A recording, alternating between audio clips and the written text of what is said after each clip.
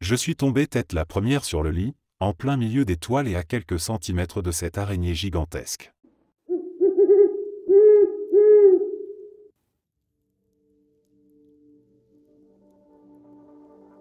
Je me souviens de cette histoire comme si c'était hier, un mélange de terreur et de souvenirs mémorables. Avec mes collègues, nous avions décroché un contrat pour rénover une maison ancienne, située à environ 40 minutes de route de Sydney. C'était un endroit reculé, presque oublié, mais la bâtisse, malgré son état de délabrement avancé, avait encore une certaine majesté. Ses façades craquelées et envahies par les plantes grimpantes évoquaient une époque révolue. On pouvait deviner la beauté qu'elle avait dû avoir autrefois, mais aujourd'hui, elle n'était qu'un amas de murs fissurés et de plafonds effondrés. C'était un défi à la hauteur de notre équipe, et on s'y était lancé avec enthousiasme. Le jour où nous avons effectué l'état des lieux, tout semblait se dérouler normalement. Le rez-de-chaussée, bien que poussiéreux et encombré de vieilles affaires, ne présentait rien d'insurmontable. Quelques planches brisées, des fenêtres à remplacer, des traces d'humidité. Rien qui sortait de l'ordinaire pour une maison abandonnée depuis si longtemps. En montant à l'étage, cependant, nous avons senti une atmosphère différente. L'air y était lourd, chargé de poussière et d'humidité. Une odeur âcre, mélange de bois pourri et de renfermé, s'accrochait à nos vêtements. C'était comme si le temps s'était figé à cet étage. Chaque pas que nous faisions produisait un grincement sinistre, et une sensation presque oppressante semblait peser sur nous. Nous sommes arrivés devant la porte de la chambre principale. Elle semblait intacte, comme si personne ne l'avait ouverte depuis des décennies. La poignée, rouillée, résistait légèrement, et quand la porte s'est finalement ouverte, un courant d'air froid s'est engouffré, soulevant un nuage de poussière. La pièce en elle-même ressemblait à un tableau figé dans le temps.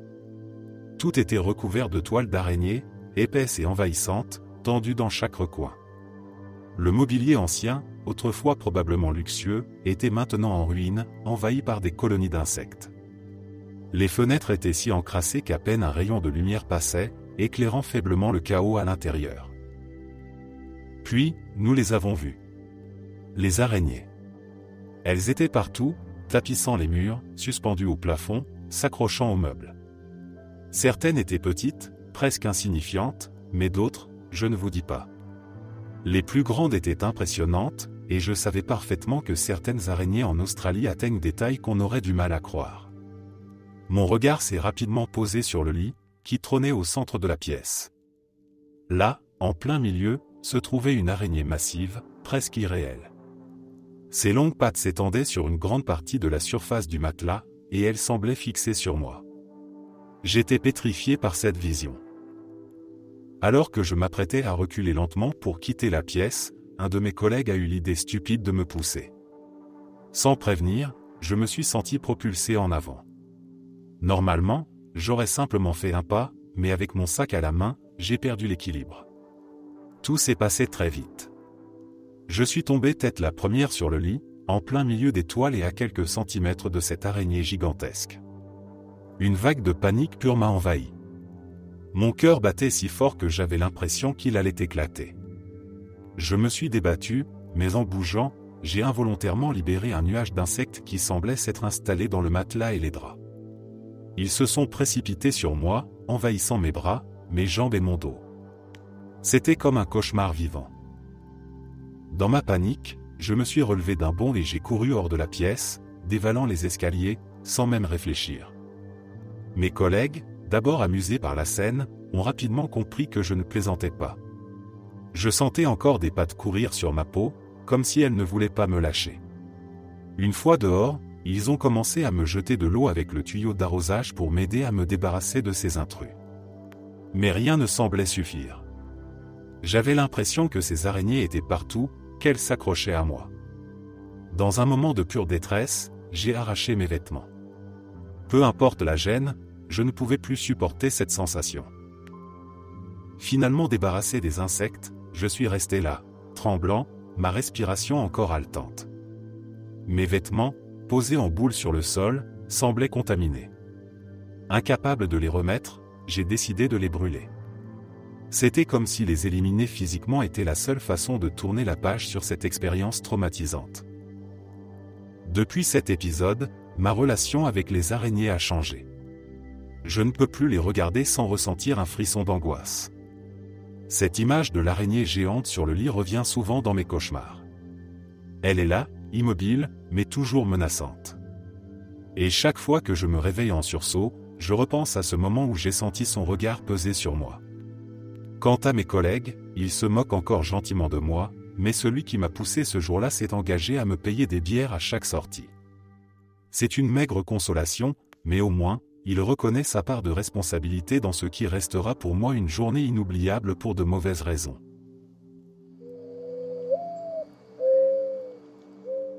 Je déteste profondément le verre. Pas une petite aversion, mais une haine viscérale. Si jamais du verre se casse autour de moi, je suis incapable de gérer la situation seul. Je décroche immédiatement mon téléphone pour appeler mon père, comme si c'était la seule chose qui pouvait me rassurer. Tout ça remonte à un accident de voiture traumatisant survenu il y a 5 ans, un événement qui a changé ma vie à jamais. Ce jour-là, tout est allé si vite. La voiture a quitté la route, et avant que je ne puisse comprendre ce qui se passait, j'ai ressenti un choc violent. Le bruit du métal qui se plie, des pneus qui crissent, et surtout, celui du verre qui éclate en une pluie meurtrière. C'était comme si le monde entier avait explosé autour de moi. Lorsque la voiture s'est immobilisée, j'ai réalisé que j'étais couverte de morceaux de verre. Partout. Dans ma peau, dans mes vêtements, jusque dans mes cheveux. C'était une douleur vive et omniprésente, comme si chaque partie de mon corps avait été attaquée. Le pire, c'était mon œil. Un morceau de verre s'y était logé. La douleur était insupportable, mais ce qui m'a le plus effrayé, c'était de ne rien voir de ce côté-là. Dans le chaos, je me souviens d'avoir pensé, est-ce que je vais devenir aveugle? Malheureusement, c'est exactement ce qui s'est passé. La blessure était trop grave, et malgré les efforts des médecins, j'ai perdu la vue de cet œil. À cela s'ajoutaient des côtes fracturées et des cicatrices sur mon corps, autant physiques qu'émotionnelles. Depuis cet accident, ma relation avec le verre est complètement biaisée. Dès que je vois du verre cassé, c'est comme si mon corps se souvenait de cette journée. Je ressens une panique immédiate, une montée d'adrénaline incontrôlable. Mon esprit me ramène à cet instant où tout a changé, où le verre m'a attaqué, où j'ai perdu quelque chose que je ne retrouverai jamais. C'est pour ça que je ne peux pas rester calme face à du verre brisé. Que ce soit un simple verre d'eau qui tombe ou une vitre qui se fend, je perds mes moyens. Ma première réaction est toujours de demander de l'aide, et mon père est devenu ma bouée de sauvetage. Il comprend mon traumatisme et, sans poser de questions, il vient m'aider. Il nettoie les morceaux, s'assure que tout est en sécurité, pendant que je prends un moment pour respirer, loin de la scène. Ce traumatisme m'a appris beaucoup sur la fragilité, à la fois physique et mentale. Le verre, avec sa capacité à être à la fois solide et mortellement tranchant, est devenu pour moi un symbole de cette fragilité. Même si j'essaie de vivre normalement, de ne pas laisser cette peur me définir, elle est toujours là, prête à surgir au moindre incident.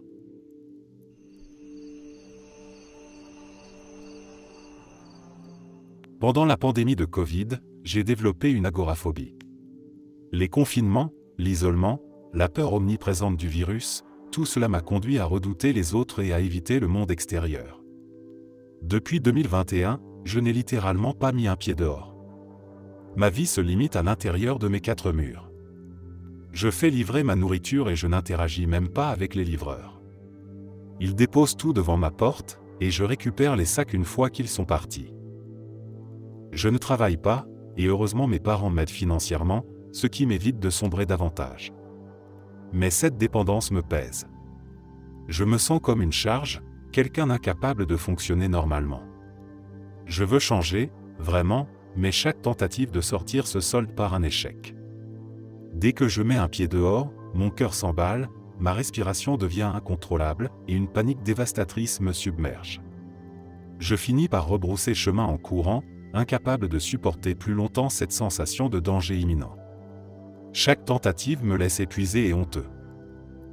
Je ne veux pas continuer à vivre comme ça. Cette vie enfermée, isolée du monde, n'est pas une vie. Mais en même temps, je ne sais pas comment m'en sortir. J'ai essayé de petites étapes, comme ouvrir la fenêtre plus souvent ou rester sur le pas de la porte quelques secondes, mais même ces petits efforts sont terrifiants. L'idée même de traverser une rue, de croiser des inconnus ou d'entrer dans un magasin me semble insurmontable. Je me demande souvent comment j'en suis arrivé là. Avant la pandémie, je n'étais pas comme ça. J'allais au travail, je sortais avec des amis, je vivais une vie normale. Mais l'isolement prolongé, les nouvelles alarmantes et la peur constante de tomber malade ont créé un mur invisible autour de moi. Maintenant, ce mur est tellement épais que je ne vois plus comment le traverser. Je sais que je dois chercher de l'aide, peut-être un thérapeute ou un groupe de soutien, mais même cette idée me paralyse. Comment pourrais-je me rendre à un rendez-vous alors que je ne peux même pas aller au bout de ma rue? Mes parents essaient de m'encourager, mais je sens leur inquiétude grandir avec le temps. Ils veulent m'aider, mais ils ne savent pas comment. Et moi, je n'ai pas les réponses non plus. Je rêve de retrouver une vie normale, de pouvoir marcher dans un parc, faire mes courses, peut-être même travailler et reconstruire une vie sociale. Mais pour l'instant, ce n'est qu'un rêve lointain. Chaque jour qui passe dans cet isolement me fait me sentir plus déconnecté du monde. Je veux croire qu'il est possible de sortir de ce cercle vicieux, mais je ne sais pas par où commencer. Je ne veux pas continuer comme ça, mais je me sens piégé par ma propre peur.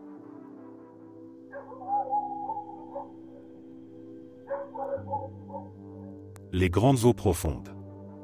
Vous savez, ce moment où vous nagez et, tout à coup, le fond de l'océan disparaît?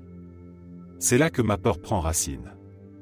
Une peur viscérale, qui semble m'engloutir chaque fois que je suis confronté à cette immensité inconnue. Et cette peur a une origine bien précise. J'avais 8 ans, un âge où la curiosité surpasse souvent la prudence. Ce jour-là, ma famille et moi avions décidé de passer une journée en mer, sur un petit bateau de location. Le soleil brillait intensément, le ciel était d'un bleu sans nuages, et l'eau scintillait comme un miroir. C'était une de ces journées qui semblent parfaites, jusqu'à ce qu'un détail vienne tout bouleverser. Après avoir navigué pendant un moment, mes parents ont décidé de jeter l'ancre dans une crique isolée pour que nous puissions nager. L'eau était d'un bleu profond, presque hypnotisant. Mon père a sauté en premier, suivi de ma mère, puis de mon frère aîné. Voyant leur rire et leur plaisir, j'ai fini par céder à l'excitation et j'ai plongé à mon tour, mon gilet de sauvetage bien attaché. Au début, tout allait bien. Je restais près du bateau, mes parents m'encourageaient, et mon frère faisait des éclaboussures pour me faire rire. Mais, comme les enfants le font souvent, j'ai voulu explorer un peu plus loin. En m'éloignant de la coque du bateau, l'eau est devenue de plus en plus sombre en dessous de moi. Je me souviens de ce moment précis où j'ai baissé les yeux, le fond, qui semblait si proche au départ, avait disparu dans une obscurité vertigineuse. Mon cœur s'est mis à battre plus vite, mais ma curiosité m'a poussé à continuer, flottant légèrement plus loin. C'est alors que je l'ai ressenti. Quelque chose a effleuré ma jambe. Ce n'était pas une simple caresse d'algues, c'était ferme, comme une pression glaciale et fugace. J'ai d'abord pensé que c'était mon frère qui voulait me faire peur, mais il était encore près du bateau, beaucoup trop loin pour que ce soit lui. Puis, ça s'est reproduit, mais cette fois, c'était plus fort. Une sensation d'être saisi, comme si quelque chose venait de m'attraper et avait relâché sa prise immédiatement après. Une terreur pure m'a envahi. Mon esprit s'est rempli d'images effrayantes, une main fantomatique, une créature marine tapie dans l'ombre, prête à m'entraîner dans l'abîme. Je me suis mis à hurler, mais ma voix semblait étouffée par l'immensité de l'eau. Je nageais de toutes mes forces, mes bras battant l'eau dans une panique désordonnée, essayant désespérément de regagner le bateau. Mon père, alerté par mes cris, a plongé vers moi et m'a saisi avant que je n'arrive à bout de souffle. Je me suis accroché à lui comme si ma vie en dépendait, tremblante et en larmes. Une fois remonté sur le bateau, mes parents ont essayé de me calmer, me disant que ce n'était rien, probablement un poisson ou une algue. Mais je savais ce que j'avais ressenti. Ce n'était ni une algue, ni un courant. C'était quelque chose qui voulait me tirer vers ces profondeurs sombres et insondables. Pendant des années, ce souvenir m'a hanté. Chaque fois que je voyais la mer ou qu'on me proposait d'aller nager, cette scène me revenait en tête, avec cette même sensation glaciale sur ma peau. Même aujourd'hui, adulte, je suis incapable de nager dans des eaux profondes. L'idée qu'il puisse y avoir quelque chose, invisible, caché juste sous la surface, prêt à surgir, me pétrifie.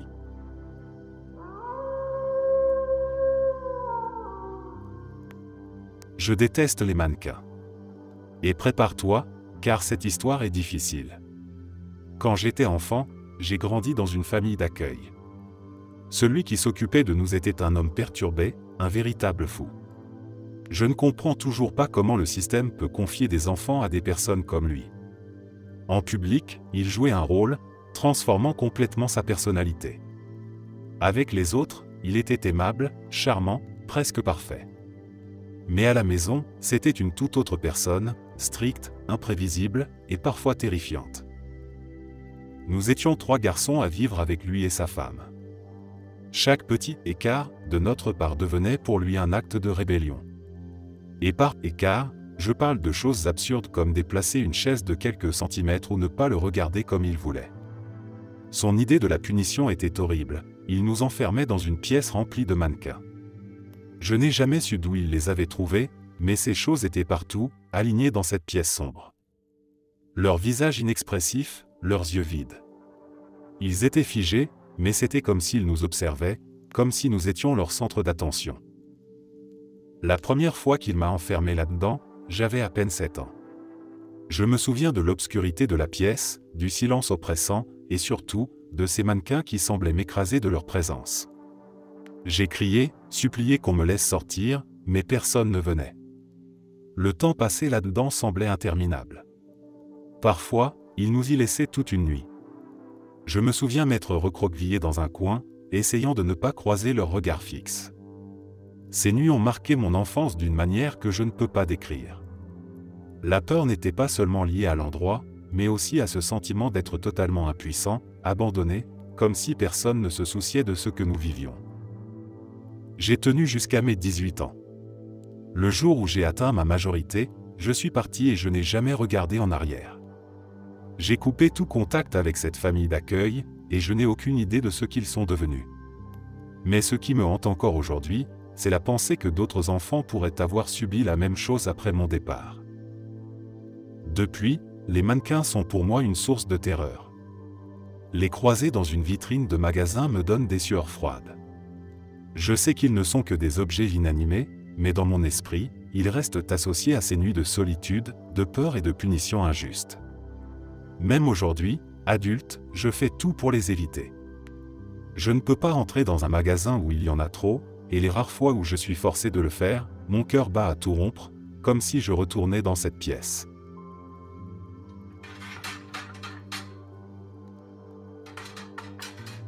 J'ai une peur étrange et persistante des toboggans fermés, qu'il s'agisse de ceux des parcs aquatiques ou des terrains de jeu. Cette peur est si forte que je ne peux pas emprunter ce genre de toboggan sans ressentir une montée d'angoisse. Ce n'est pas une peur du vide ou de la vitesse, mais une peur beaucoup plus sombre, l'idée que quelqu'un se cache dans le toboggan, prêt à m'attraper ou à m'attaquer, ou pire, que des lames de rasoir aient été placées à l'intérieur, prêtes à me lacérer au passage. Cette peur a commencé quand j'étais plus jeune. À l'époque, je passais beaucoup de temps à lire ou entendre des histoires, certaines probablement exagérées, mais elles ont laissé une impression durable. Une histoire en particulier m'a marqué, on racontait que quelqu'un avait caché des lames de rasoir dans un toboggan. La victime, en descendant, ne s'en serait même pas rendu compte avant d'en ressortir, blessée de manière horrible. Bien sûr, je ne sais pas si cette histoire était vraie, mais elle s'est incrustée dans mon esprit. Un autre souvenir, bien plus réel, a renforcé cette peur. Un jour, dans un parc aquatique, je m'apprêtais à descendre un toboggan quand une personne avant moi s'est arrêtée en plein milieu. Il bloquait complètement le passage et riait, refusant de descendre. Quand ce fut enfin mon tour, je me suis retrouvé coincé à mon tour derrière eux dans cet espace confiné et sombre. Le manque de contrôle, l'idée que je ne pouvais ni reculer ni avancer, a déclenché une panique pure. Dans ma tête, je ne pouvais m'empêcher d'imaginer le pire, que cette personne avait une intention malveillante, qu'elle allait faire quelque chose d'horrible. Bien sûr, elle a fini par descendre, mais ce sentiment d'être vulnérable est resté. Aujourd'hui, ces pensées sont devenues automatiques. Chaque fois que je vois un toboggan fermé, mon esprit s'emballe. Et ce ne sont pas seulement les personnes qui m'inquiètent, je m'imagine aussi des dangers invisibles, comme des objets cachés, des pièges, des lames. L'idée de me lancer dans ce tunnel sombre et glissant, sans aucune possibilité de contrôle, me terrifie. Je sais que cette peur peut sembler irrationnelle, et je suis conscient que les parcs et terrains de jeu sont régulièrement inspectés pour garantir la sécurité. Mais cela ne suffit pas à rassurer cette partie de mon cerveau qui reste coincée sur le « et si ?»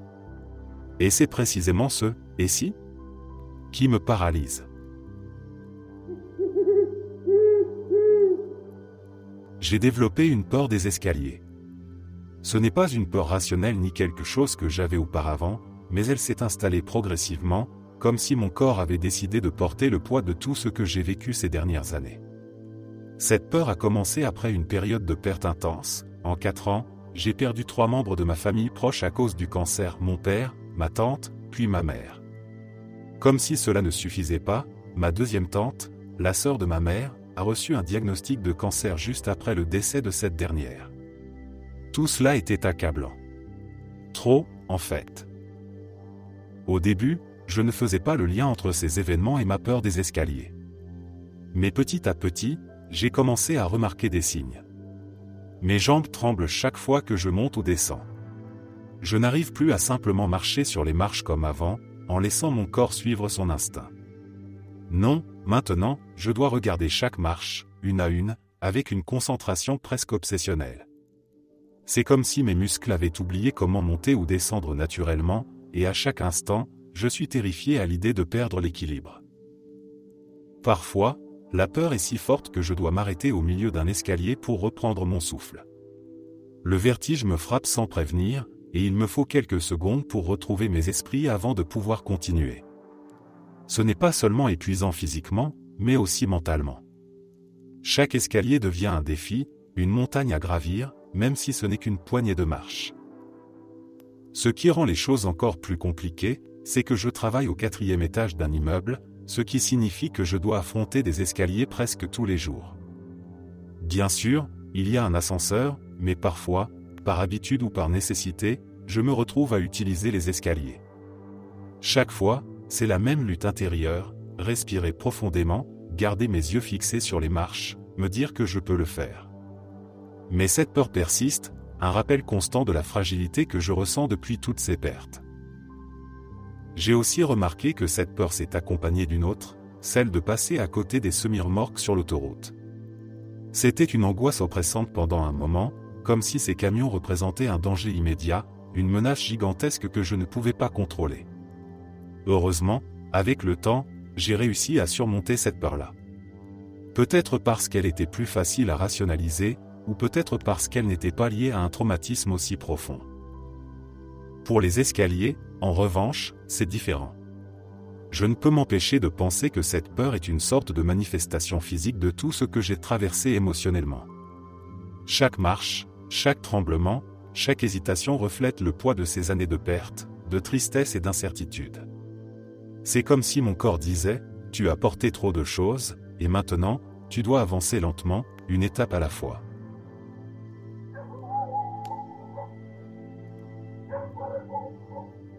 J'ai une misophonie. Les bruits de mastication forte, les gens qui mangent la bouche ouverte ou le bruit de leurs lèvres qui claquent me rendent littéralement fou. Ce n'est pas une question de bonne manière ou de règles de politesse. Franchement, je me fiche que les gens soient bien élevés ou non. Mais ces sons, ces bruits spécifiques, me touchent à un niveau presque primal, comme si mon cerveau ne pouvait pas les tolérer une seconde de plus. Quand ça arrive, c'est immédiat. Mon cœur commence à battre plus vite, mes muscles se tendent, et je ressens une montée de rage que je ne peux expliquer. C'est une réaction disproportionnée, je le sais. Ce ne sont que des bruits, après tout, rien de dangereux. Mais dans ces moments-là, mon esprit ne peut pas rationaliser. Tout ce que je veux, c'est que ça s'arrête. Si je suis à table avec quelqu'un qui fait ces bruits, je dois lutter contre l'envie de me lever et de partir, ou pire, de dire quelque chose que je regretterais. Parfois, je serre les dents et je tente de me concentrer sur autre chose, mais c'est comme si les sons devenaient de plus en plus forts, comme si tout ce qui existait dans le monde était cette mastication insupportable. Ce n'est pas facile à expliquer aux autres. La plupart des gens ne comprennent pas. Ils pensent que je suis simplement pointilleux ou que j'exagère. Mais ce n'est pas ça. Ce n'est pas une question de choix, c'est une réaction involontaire, presque viscérale. C'est comme si ces sons étaient une attaque directe sur mon système nerveux. J'ai développé des stratégies pour essayer de gérer ça. Si je sais qu'une situation pourrait être difficile, comme un dîner ou un repas en famille, je me prépare mentalement. Parfois, je mets des écouteurs pour écouter de la musique ou un bruit blanc, juste pour couvrir les sons. Si je ne peux pas éviter d'entendre, j'essaie de me concentrer sur ma respiration ou de répéter dans ma tête que ce n'est pas intentionnel, que la personne ne fait rien pour me provoquer. Mais ce n'est pas toujours suffisant. Il y a des jours où je dois simplement m'éloigner. Ça peut être embarrassant, surtout dans des situations sociales. Les gens peuvent penser que je suis impoli ou que je leur en veux, alors que ce n'est pas du tout le cas. Je n'en veux pas aux gens, je n'en veux pas à leurs habitudes. C'est juste que ces bruits déclenchent quelque chose en moi que je ne peux pas contrôler.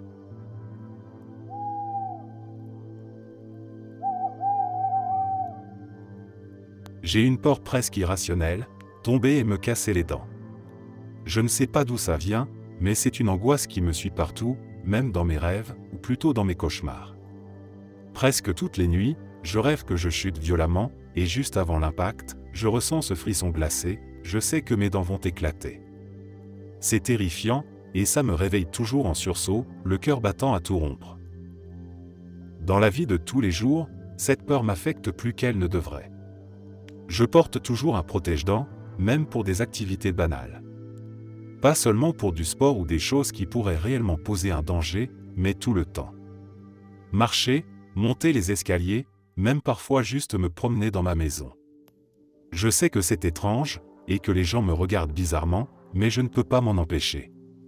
Ce sentiment d'être jugé, de passer pour une personne bizarre, ne fait qu'ajouter à ma frustration. Mais sans mon protège-dents, je me sens vulnérable, comme si chaque pas pouvait être celui où tout bascule. Le pire, c'est que je ne sais pas d'où vient cette peur. Je n'ai jamais eu d'accident grave, ni même vu quelqu'un se casser les dents devant moi. Peut-être que ça vient de ces rêves récurrents, ou peut-être qu'il y a un déclencheur que mon esprit a enterré profondément. En tout cas, cette peur est là, et elle est bien réelle. Chaque fois que je monte ou descends des escaliers, je m'accroche fermement à la rampe, comme si ma vie en dépendait. Les trottoirs irréguliers? Un cauchemar éveillé. Même courir ou danser, des activités que beaucoup trouvent joyeuses, sont pour moi des sources d'angoisse. J'ai essayé d'en parler à quelques personnes, mais elles ne comprennent pas vraiment. Elles disent souvent « Oh, mais ça n'arrivera pas, détends-toi ». Comme si c'était aussi simple. Elles ne comprennent pas que ce n'est pas une peur rationnelle, mais une obsession qui envahit mon esprit. J'ai même pensé à consulter un thérapeute, mais la peur d'être jugé ou qu'on minimise mon problème m'a empêché de franchir le pas. Le protège-dents est devenu une sorte de bouée de sauvetage pour moi, un objet qui me donne un peu de contrôle face à cette peur écrasante. Bien sûr, ce n'est pas une solution idéale. Ce n'est pas confortable, et ça attire des regards curieux, mais au moins, je me sens un peu plus en sécurité. Pourtant, je sais que je ne peux pas vivre comme ça pour toujours.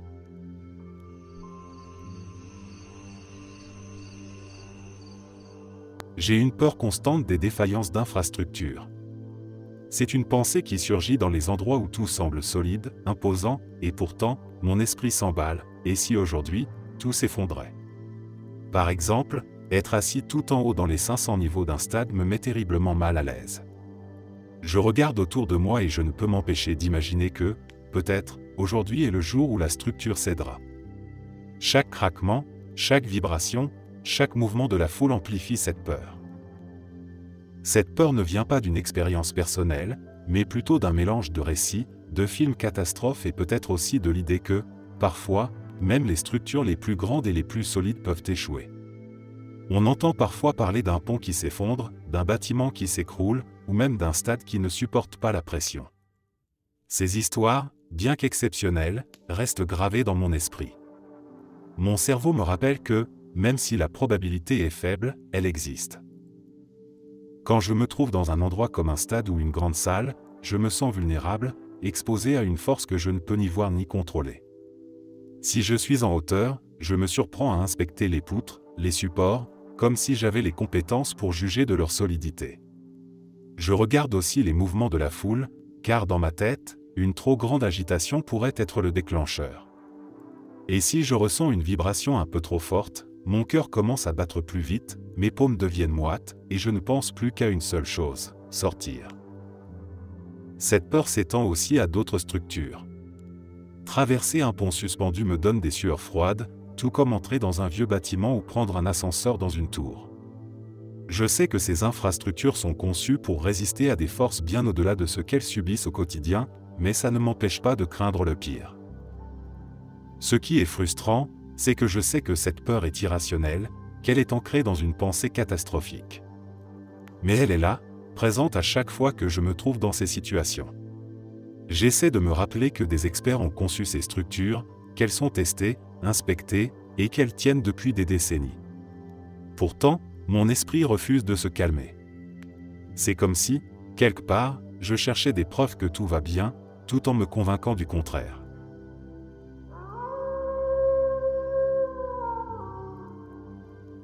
Je suis germophobe. Pendant des années, j'ai porté des gants et un masque partout où j'allais. Mon chez-moi était un sanctuaire que je protégeais à tout prix. Je n'invitais jamais personne, et si, exceptionnellement, quelqu'un venait, il devait respecter des règles strictes.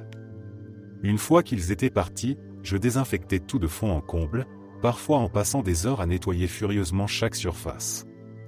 C'était épuisant, mais cette obsession de la propreté me donnait un sentiment de contrôle face à un monde que je percevais comme dangereux et contaminé.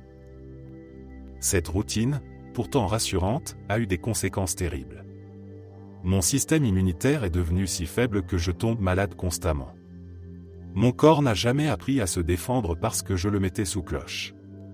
Pire encore, mon isolement m'a coûté beaucoup sur le plan social. Mes amitiés se sont effilochées, les gens ont cessé de venir me voir, et moi, je n'ai fait aucun effort pour maintenir ces liens. J'étais terrifié à l'idée qu'ils puissent contaminer mon espace ou moi-même. Un jour, j'ai réalisé que je ne pouvais plus continuer comme ça. Ce n'était pas une prise de conscience soudaine, mais plutôt un épuisement mental accumulé au fil des années. Je ne vivais plus, je survivais. Alors, avec beaucoup d'hésitation, j'ai commencé une thérapie. Au début, même en parler me donnait envie de tout désinfecter à nouveau. Mais petit à petit, les choses ont changé. Ma thérapeute m'a proposé un exercice qui semblait impossible à mes yeux, laisser ma chambre un peu sale. Au début, c'était un cauchemar. Voir une tasse traîner sur ma table de nuit ou une pile de vêtements sur une chaise me mettait dans un état de panique silencieuse. Mais au lieu de céder à cette envie irrépressible de tout ranger, je me forçais à respirer, à me rappeler que la saleté est une partie normale de la vie. Peu à peu, j'ai commencé à tolérer ces petites imperfections. Ce processus m'a appris une chose essentielle, le monde n'est pas stérile, et c'est normal. Oui, les germes existent, la saleté est partout, mais ce n'est pas la fin du monde. Accepter cela m'a permis de relâcher une partie de la tension qui m'avait enchaîné pendant tant d'années. Aujourd'hui, je ne nettoie plus frénétiquement dès que je touche quelque chose ou dès que quelqu'un entre chez moi. Je ne vais pas mentir, ce n'est pas facile, et il m'arrive encore de ressentir cette montée de panique. Mais je me suis donné la permission d'être imparfait et de vivre dans un environnement imparfait. Grâce à ces petits progrès, je commence doucement à envisager de reconstruire des liens sociaux. J'ai compris que mon besoin de contrôle m'avait isolé, mais qu'il n'est jamais trop tard pour changer. Ce n'est pas un chemin facile, et il y a des jours où j'ai l'impression de reculer. Mais chaque petite victoire, même celle de tolérer une pièce légèrement en désordre, est une preuve que je vais dans la bonne direction. Je ne suis pas encore totalement libre de cette peur, mais je suis en train d'apprendre à la maîtriser, au lieu de la laisser me maîtriser.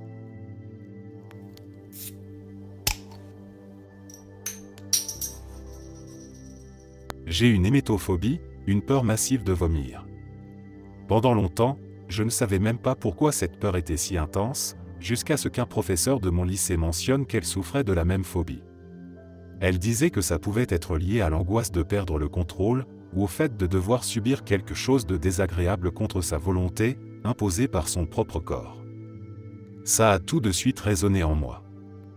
Cette idée d'être pris au piège, de ne rien pouvoir faire pour l'empêcher, c'est précisément ce qui rend cette peur si envahissante. Le truc étrange, c'est que quand ça arrive vraiment, ce n'est pas aussi terrible que ce que j'imagine. En fait, une fois que je vomis, l'angoisse semble s'atténuer un peu. C'est comme si mon cerveau disait « Tu l'as fait, tu as survécu ». Ce n'était pas si horrible. Mais avant ce moment, l'anxiété monte en flèche.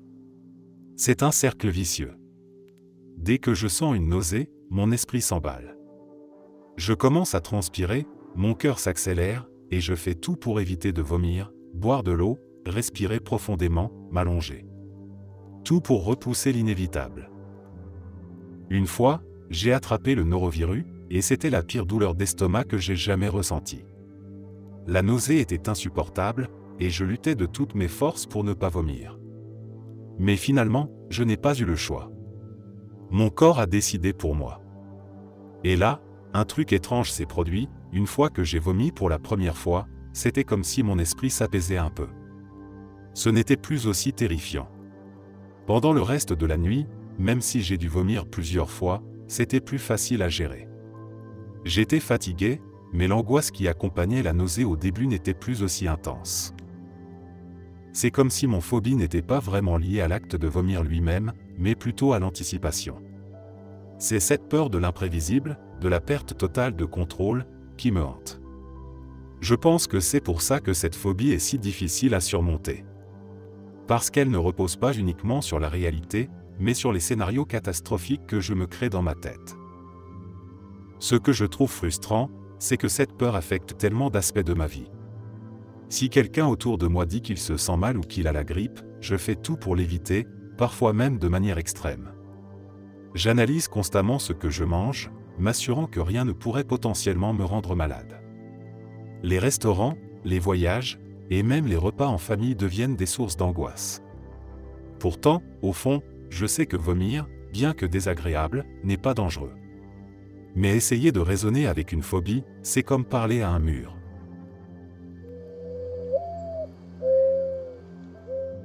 Quand je conduis et que je roule trop lentement au goût de certains, j'ai une peur irrationnelle, celle qu'ils baissent leurs vitres et me tirent dessus en me dépassant.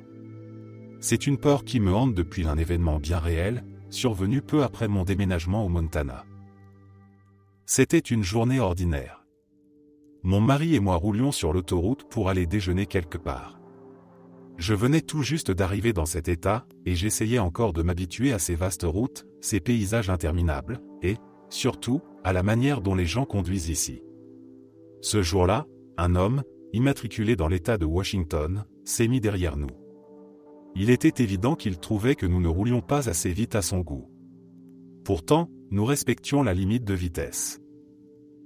Soudain, agacé, il a décidé de nous dépasser. Je m'attendais à un coup d'avertisseur sonore ou à un geste d'agacement de sa part, comme c'est souvent le cas avec les conducteurs impatients. Mais non. Au lieu de ça, il a baissé sa vitre en arrivant à ma hauteur et, là, j'ai vu quelque chose que je n'oublierai jamais, il pointait un pistolet directement sur mon visage. Il souriait, comme si tout cela était un jeu, un acte banal. À cet instant précis, j'ai pensé, c'est la fin. Je me suis tourné vers mon mari, les mains tremblantes, et je lui ai dit, il a un pistolet. Il a un pistolet pointé sur moi. Mon mari a immédiatement attrapé son téléphone et commencé à composer le numéro des secours. L'homme, réalisant que nous appelions la police, a tenté de s'éloigner rapidement. Mais il était trop tard. Mon mari, sur les conseils des opérateurs, a suivi la voiture à une distance sécuritaire, gardant un œil sur ses mouvements. Quelques minutes plus tard, juste avant notre sortie, nous avons vu l'homme être intercepté. Les policiers l'ont forcé à s'arrêter sur une bande herbeuse au milieu de l'autoroute. Pas moins de 8 voitures de police étaient là, leurs gyrophares illuminant la scène. L'homme a été sorti de son véhicule et menotté devant nos yeux. Ce n'était pas encore terminé pour nous. Nous avons dû rédiger des déclarations de victimes parce que l'État avait décidé de le poursuivre pour cette agression. Ils nous ont même demandé de choisir entre 2 options pour sa sentence, soit une peine de prison d'1 à 2 ans avec une accusation réduite, soit une liberté conditionnelle avec une accusation d'agression armée. Après réflexion, nous avons opté pour la deuxième option, espérant que cela suffirait à le dissuader de recommencer. Même si justice a été rendue ce jour-là, cet incident a laissé une empreinte indélébile sur moi. Je n'arrive plus à conduire sans que cette peur ne ressurgisse, surtout lorsque quelqu'un s'énerve derrière moi ou tente de me dépasser. Ce jour-là, j'ai appris à quel point la violence peut surgir de manière inattendue, même dans les moments les plus anodins. Alors oui, c'est peut-être une peur irrationnelle, mais après cette expérience, elle me semble totalement légitime.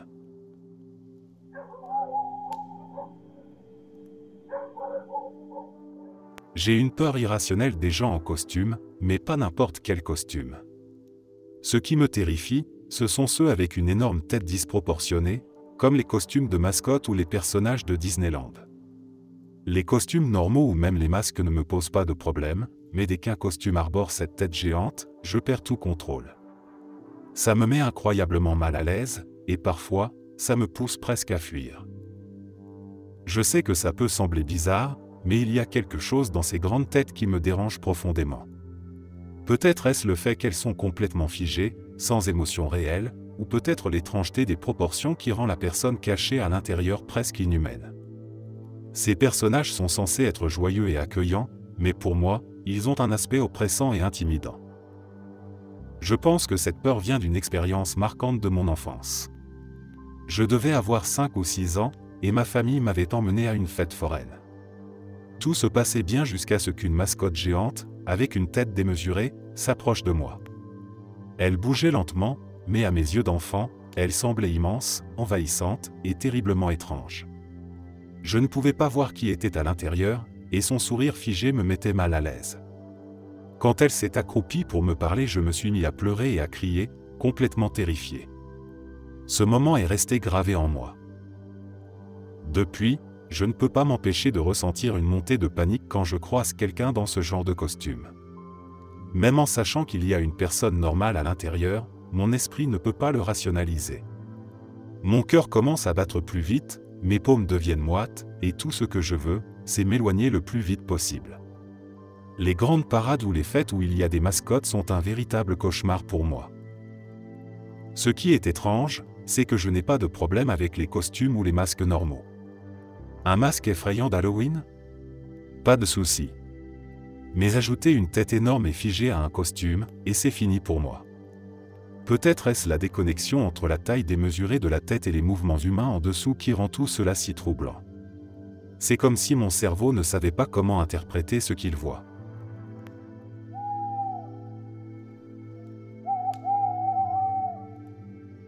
M'étouffer à mort en mangeant seul. C'est une peur qui ne me quitte jamais, et elle remonte à une expérience traumatisante que j'ai vécue pendant mes années d'université. J'avais passé une longue matinée en cours et, affamé, j'avais décidé de manger rapidement un repas que j'avais emporté avec moi. C'était un plat simple, un reste de poulet d'un dîner de la veille. Assise seule dans un coin tranquille de la salle commune, je pensais que ce serait juste une pause comme une autre. Mais tout a basculé en quelques secondes. Alors que je mangeais, un os minuscule s'est logé dans ma gorge. Au début, j'ai essayé de tousser, de boire de l'eau pour le déloger. Mais rien n'y faisait.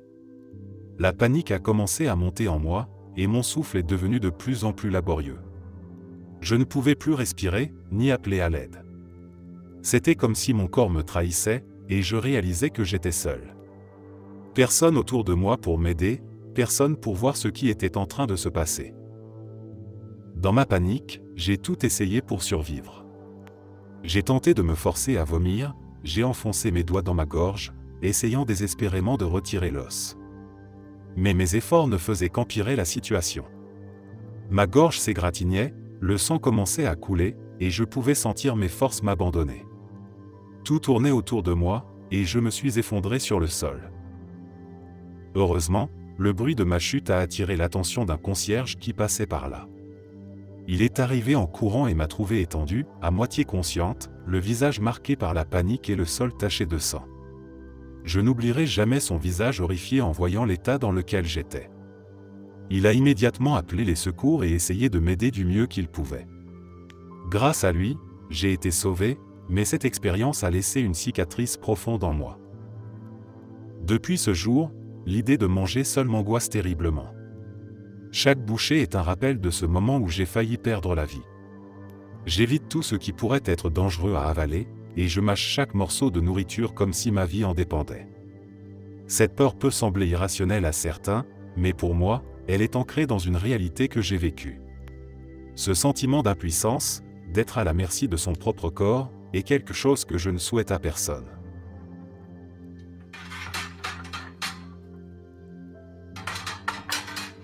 J'ai une peur profonde de faire le mauvais choix de carrière et de le regretter pour le reste de ma vie. Ce n'est pas une peur banale, mais quelque chose qui me ronge, et qui est profondément enraciné dans mon histoire familiale. 2 membres de ma famille se sont suicidés. Ils étaient malheureux pendant une grande partie de leur vie, en particulier à cause de leur choix de carrière. Leur souffrance me hante et influence chaque décision que je prends, ou que je ne prends pas. Ils étaient coincés dans des métiers qu'ils détestaient, où ils se sentaient pris au piège. Mon oncle, en particulier, travaillait dans une entreprise où il passait des journées interminables à faire quelque chose qu'il détestait, juste pour payer les factures. Je me souviens des rares moments où il en parlait. Ses mots étaient lourds, remplis de regrets et de frustration. Il disait qu'il n'avait jamais eu le courage de changer, qu'il s'était laissé porter par la peur de l'inconnu. Cette peur l'avait paralysé, jusqu'à ce qu'il n'y voie plus aucune issue. L'histoire de ma tante n'est pas très différente. Elle avait suivi un chemin de carrière que sa famille voulait pour elle, et non celui qu'elle aurait choisi. Elle était constamment épuisée, désabusée, et elle avait l'impression que ses rêves étaient morts. Sa fin a été tragique, tout comme celle de mon oncle. Ce sont ces histoires qui résonnent en moi chaque fois que je pense à mon propre avenir. Je n'ai pas encore choisi ce que je veux étudier ou dans quelle voie je veux me lancer. C'est comme si chaque option devant moi était un piège potentiel. Je me dis, et si je choisissais mal?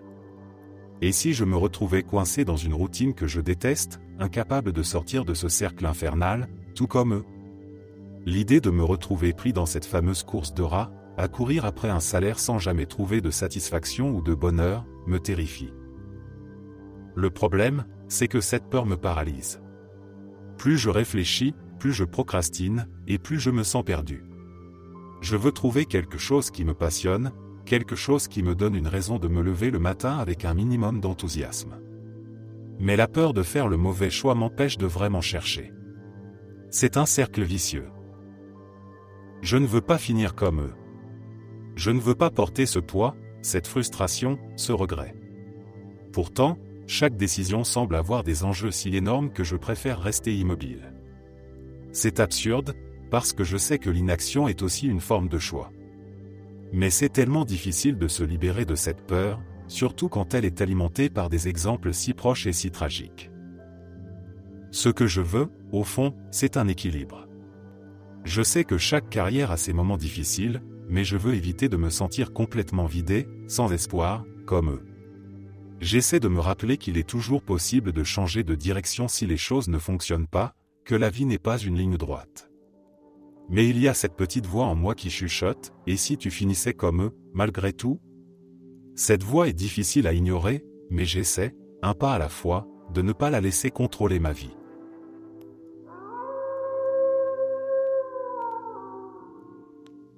J'ai une immense phobie de parler en public ou même simplement d'interagir avec d'autres personnes. Dans ma tête, j'ai l'impression que tout le monde fait semblant de m'écouter par politesse, qu'en réalité ils se moquent de moi ou qu'ils ne m'aiment pas du tout. Les compliments ou les choses positives qu'on peut me dire à mon sujet. Je n'y crois pas. Je me dis toujours qu'ils les disent pour être gentils, ou qu'ils ne pensent pas vraiment ce qu'ils disent. Cette peur n'est pas venue de nulle part. Quand j'étais enfant, j'étais très timide, et mes premières expériences de prise de parole devant les autres n'ont pas aidé. Je me souviens d'un jour à l'école où je devais lire un texte à haute voix en classe. Dès les premiers mots, ma voix s'est mise à trembler, et les regards des autres élèves se sont tous tournés vers moi. J'étais tellement nerveux que j'ai bégayé, et bien sûr, ça a fait rire quelques camarades. Ces rires, même s'ils étaient probablement anodins pour eux, ont résonné en moi comme une confirmation, ils me jugent, ils pensent que je suis ridicule. Depuis ce jour-là, chaque interaction publique ou sociale est devenue un défi mental. Je me repasse tout ce que je dis en boucle dans ma tête, analysant chaque mot, chaque geste, pour essayer de comprendre ce que les autres ont pu penser de moi. Et la conclusion est toujours la même, ils ont dû me trouver bizarre ou ennuyeux. Même quand les gens me disent quelque chose de gentil, comme « tu as fait un super boulot » ou « j'aime beaucoup discuter avec toi », je n'arrive pas à y croire. Dans ma tête, je me dis, ils disent ça parce qu'ils doivent le dire, pas parce qu'ils le pensent. C'est épuisant, parce que même si je veux leur faire confiance, cette petite voix intérieure est toujours là pour me rappeler que ce n'est peut-être qu'une façade. Avec le temps, cette peur m'a isolé. J'évite les conversations inutiles, je reste en retrait pendant les réunions ou les rassemblements, et je fais tout pour ne pas attirer l'attention. Le pire, c'est que je sais que cette peur n'est pas rationnelle, qu'elle ne repose que sur mes propres insécurités, mais ça ne la rend pas moins réelle.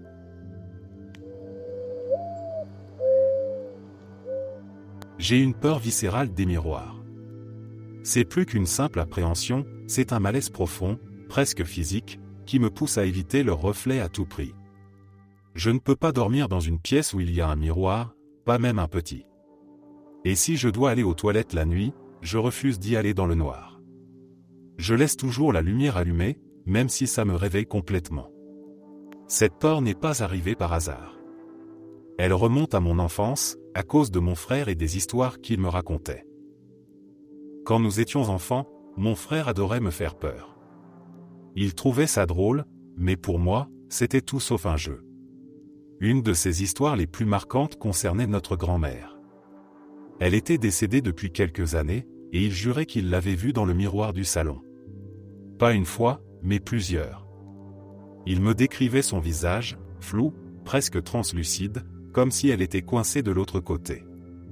Il parlait de ses yeux, qu'il disait froids et fixes, comme si elle observait tout sans bouger. À l'époque, il insistait tellement sur la véracité de ses récits que je n'avais aucune raison de ne pas le croire. Pour lui, ce n'était pas une blague, il semblait vraiment terrifié, même en parlant. Je me souviens d'une nuit particulière. Mon frère m'avait à nouveau raconté ses histoires de grand-mère dans le miroir avant d'aller se coucher. Cette fois, il était plus convaincant que jamais, me jurant qu'il l'avait vue encore récemment. Je n'arrivais pas à dormir. Ma chambre avait un grand miroir sur l'armoire, et même si je voulais détourner le regard, mes yeux étaient irrésistiblement attirés par lui. Tout semblait calme, mais mon cœur battait à tout rompre. C'est là que ça s'est produit. J'ai cru voir quelque chose. Une ombre, un mouvement furtif dans le coin du miroir, comme si quelqu'un ou quelque chose passait derrière moi. J'ai figé, incapable de bouger, mes yeux rivés sur la surface du miroir. Il n'y avait rien d'évident, rien de clair, mais cette sensation d'être observé était si forte que j'ai fini par quitter ma chambre en courant. Cette nuit-là, je suis allé dormir sur le canapé du salon, mais même là, je n'ai presque pas fermé l'œil. Ce n'était pas la seule fois. Quelques mois plus tard, alors que j'étais seul à la maison, une expérience similaire s'est produite dans la salle de bain. Tandis que je me lavais les mains, j'ai cru apercevoir un mouvement dans le miroir, comme une silhouette floue juste derrière moi. J'ai paniqué, me suis retourné d'un coup, mais bien sûr, il n'y avait rien. Pourtant, cette sensation d'avoir vu quelque chose, même fugitivement, ne m'a jamais quitté. Mon frère, quant à lui, continue à jurer qu'il a vu notre grand-mère dans le miroir. Même maintenant, adulte, il parle de ses expériences avec la même certitude. Il dit qu'il ressentait sa présence, qu'il savait qu'elle était là. Et même si je veux croire qu'il exagérait ou qu'il se souvenait mal, une partie de moi doute encore. Après tout, moi aussi, j'ai vu ces ombres, ces mouvements impossibles à expliquer. Aujourd'hui, les miroirs me mettent toujours mal à l'aise. Je les évite autant que possible, surtout la nuit. Si je suis dans une pièce avec un miroir, je m'arrange pour qu'il ne soit jamais face à moi. Je refuse de regarder mon reflet trop longtemps, de peur d'y voir quelque chose qui ne devrait pas être là. Certains diront que c'est irrationnel, que ce ne sont que des histoires d'enfants amplifiées par mon imagination. Mais même si c'est vrai, ces souvenirs restent gravés en moi. L'idée qu'un miroir puisse être une porte vers quelque chose d'inconnu, une barrière fragile entre notre monde et un autre, m'effraie profondément. Je sais que cette peur a peut-être pris racine dans les histoires de mon frère, mais elle a grandi avec mes propres expériences, mes propres souvenirs. Et même si je n'ai jamais vu clairement ce qui se cache de l'autre côté, l'incertitude suffit à alimenter ma phobie.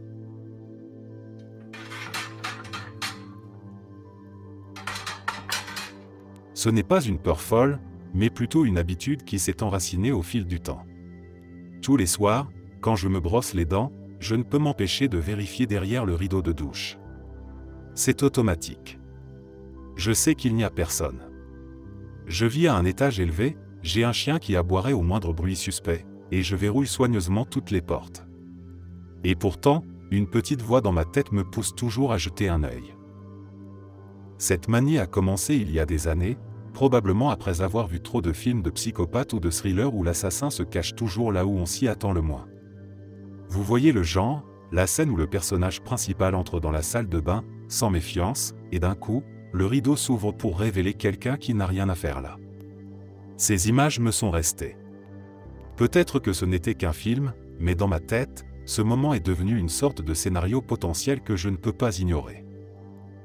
Je me souviens particulièrement d'un film où une femme, en se brossant les dents, jette un coup d'œil rapide derrière son rideau de douche. Et là, elle découvre quelqu'un, un sourire inquiétant aux lèvres, qui attendait silencieusement. Ce moment m'a glacé le sang. Depuis, même si je sais que c'est irrationnel, c'est devenu un réflexe. Parce qu'au fond, l'idée que quelqu'un puisse se cacher juste là, à quelques centimètres, me terrifie.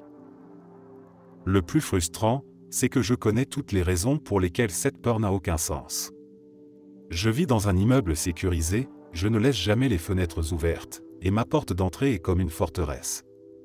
Mon chien est un excellent détecteur de mouvements et aboie même quand c'est juste le facteur. Pourtant, aucune de ces raisons ne suffit à me convaincre de ne pas vérifier. Ce rituel est presque devenu un jeu avec moi-même. Parfois, je me dis, ce soir, je ne vais pas regarder.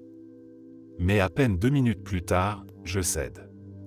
Mon cerveau commence à imaginer des scénarios absurdes, et si, pour une raison que tu ignores, quelqu'un a réussi à se cacher là-dedans. Tu ne voudrais pas le découvrir trop tard. Alors, je me penche et je tire doucement le rideau, comme pour me prouver qu'il n'y a rien, encore une fois. C'est stupide, je le sais, mais ça m'aide à me sentir en sécurité. Une fois que j'ai vérifié, je peux enfin me détendre, terminer ma routine et aller me coucher sans cette petite angoisse dans un coin de ma tête.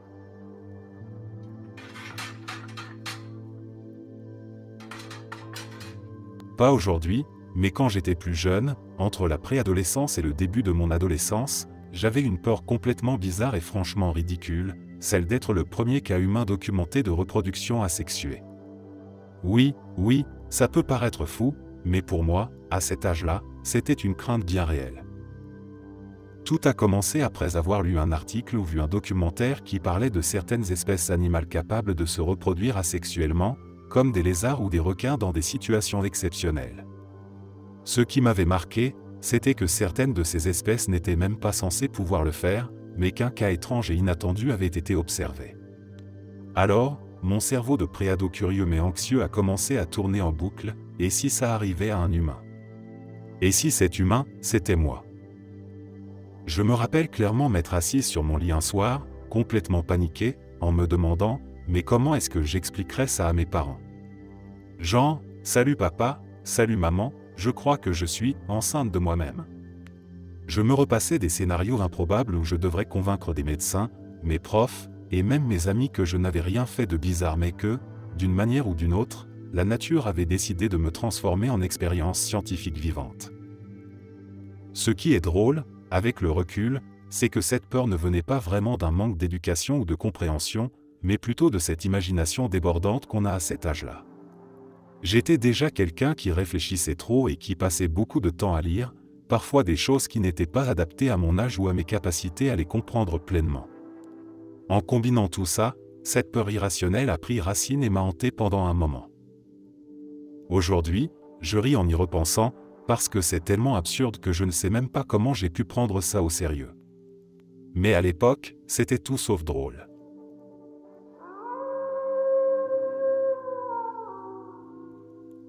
J'ai une peur irrationnelle mais envahissante, chaque fois que je m'assieds sur les toilettes, je m'imagine qu'un serpent va surgir de l'eau et me mordre à mes parties les plus vulnérables. Cette peur me hante tellement que, même en pleine utilisation, je ne peux m'empêcher de jeter des coups d'œil incessants à l'eau, juste pour vérifier qu'aucune créature n'est en embuscade. Et parfois, c'est si intense que je n'ose même pas m'asseoir. Je finis par rester en équilibre au-dessus de la cuvette, comme si ça pouvait me protéger. Cette obsession ne sort pas de nulle part.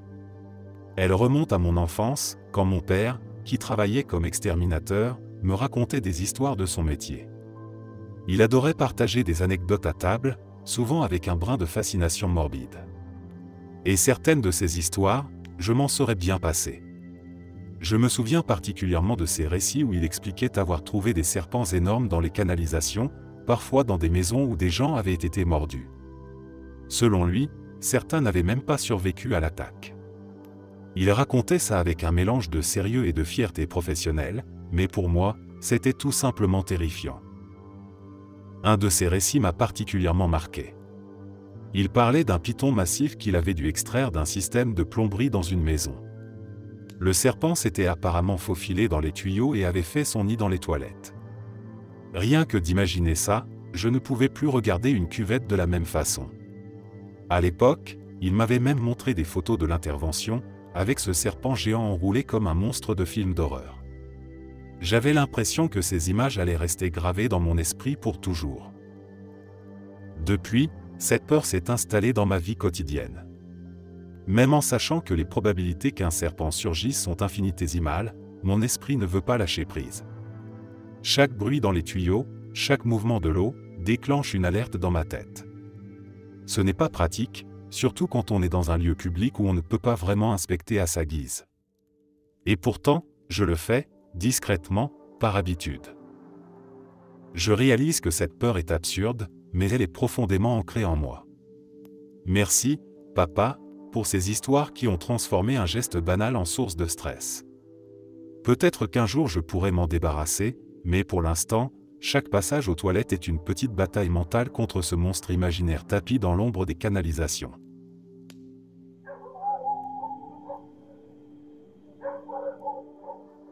En 2016, une tendance étrange et inquiétante a émergé sur les réseaux sociaux. Les vidéos de pranks mettant en scène des clowns effrayants faisaient le tour d'Internet. On voyait ces personnages surgir de l'ombre, dans des parkings déserts ou des ruelles sombres, terrifiant des passants pour accumuler des vues et des likes. Dans ma ville, les histoires se multipliaient. Les gens parlaient de ces clowns avec une fascination mêlée de peur. Même si tout cela semblait irréel, ces récits laissaient une impression persistante de malaise. Au début, ces histoires ne me concernaient pas.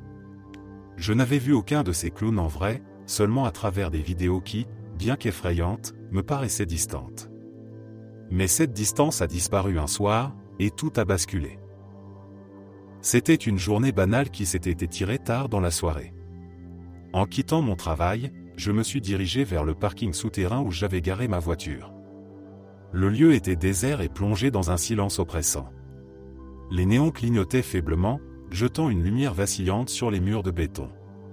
Alors que je marchais, une silhouette étrange est apparue au loin. Un clown se tenait là, immobile sous un réverbère. Son masque blanc, peint avec un sourire rouge grotesque, et son costume bariolé semblaient irréels dans cette obscurité. Il ne bougeait pas, mais son regard semblait me transpercer à travers le masque. Une vague de panique m'envahit, mais je tentais de rationaliser. C'était sans doute une blague, comme celle que j'avais vue sur Internet. Alors que je continuais mon chemin, le clown ne quittait pas son emplacement. Mon instinct me disait de me dépêcher, mais je faisais tout pour ignorer sa présence. Pourtant, au moment où j'atteignais ma voiture, il se mit en mouvement. Sa démarche était rapide et menaçante. Une fois proche de moi, il sortit une matraque de policier. Le parking, auparavant silencieux, semblait résonner du bruit de mes propres battements de cœur. Sans avertissement, il s'approcha davantage et me frappa violemment au genou. La douleur fut insupportable. Je tombai au sol, incapable de me relever. À ce moment, deux autres silhouettes surgirent de l'ombre. Ses complices étaient également masqués et portaient des costumes grotesques. Ils m'encerclèrent rapidement, riant et brandissant leur téléphone pour filmer la scène. Les coups s'abattirent sans relâche. Matraque, pied, poing. Leur violence était insensée. J'étais au sol, incapable de me défendre. Les rires résonnaient dans le parking, un mélange cruel d'amusement et de sadisme. Quand ils en eurent fini, je restais là, allongé sur le béton froid. Mon corps était meurtri, et ma vision floue. J'entendais leurs pas s'éloigner et leur voix étouffée par la distance. Ils avaient emporté leurs vidéos, leur preuve d'une soirée réussie à mes dépens. Physiquement, les blessures ont guéri avec le temps. Mais mentalement, cette nuit a laissé une cicatrice profonde. Depuis cet événement, même le simple visage souriant de Ronald McDonald sur un panneau publicitaire me plonge dans une panique incontrôlable. Le clown n'est plus pour moi une figure humoristique ou festive. Il représente une peur viscérale, un rappel constant de ce soir-là et de la cruauté humaine qui se cache derrière un masque. Merci d'être resté jusqu'à la fin. N'oubliez pas d'aimer la vidéo, de vous abonner et de partager vos propres histoires en commentaire. On se retrouve demain à la même heure devant ce feu.